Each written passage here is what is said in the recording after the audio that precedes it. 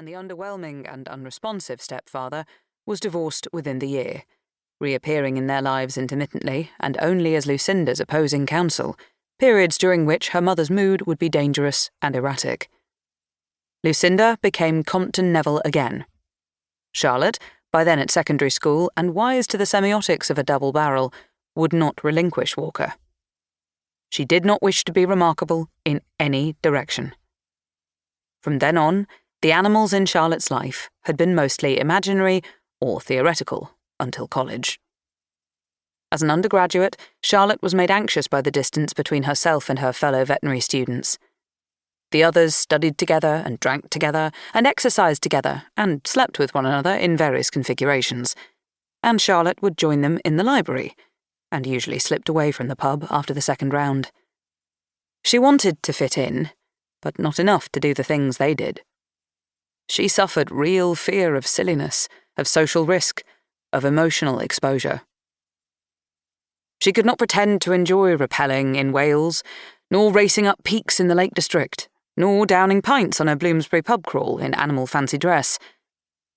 She had never downed a pint, nor smoked a cigarette, nor had a one-night stand, and had she done any of these things, it would only have been to disguise herself as someone whose natural behaviour it was, a pretence that would have fooled no one. It did not help, of course, that most of the students at the RVC came from outside London and lived together in halls, bonded by the constraints of student loans, while she still lived in alienating privilege and splendour in a white stucco Nash house in the park, so grand that she was ashamed to ask anyone home. On graduation, most of these contemporaries joined small animal practices or took advisory roles in farm animal husbandry, while Charlotte sank with gratitude and pleasure into a PhD based in a multidisciplinary lab at ZSL, and a life with the newts. Newts were plentiful in England. She felt at home with the team of academics, biologists, and bioinformaticians, recognising herself in their introversion and rigour.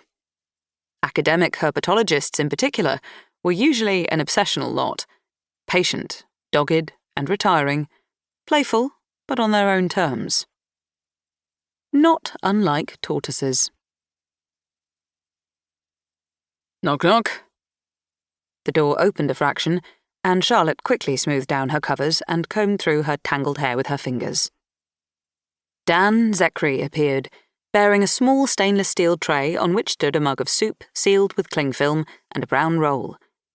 He had dark skin, very blue eyes, and deep, unexpected dimples, a striking combination that Charlotte did not yet know was characteristically Tugan.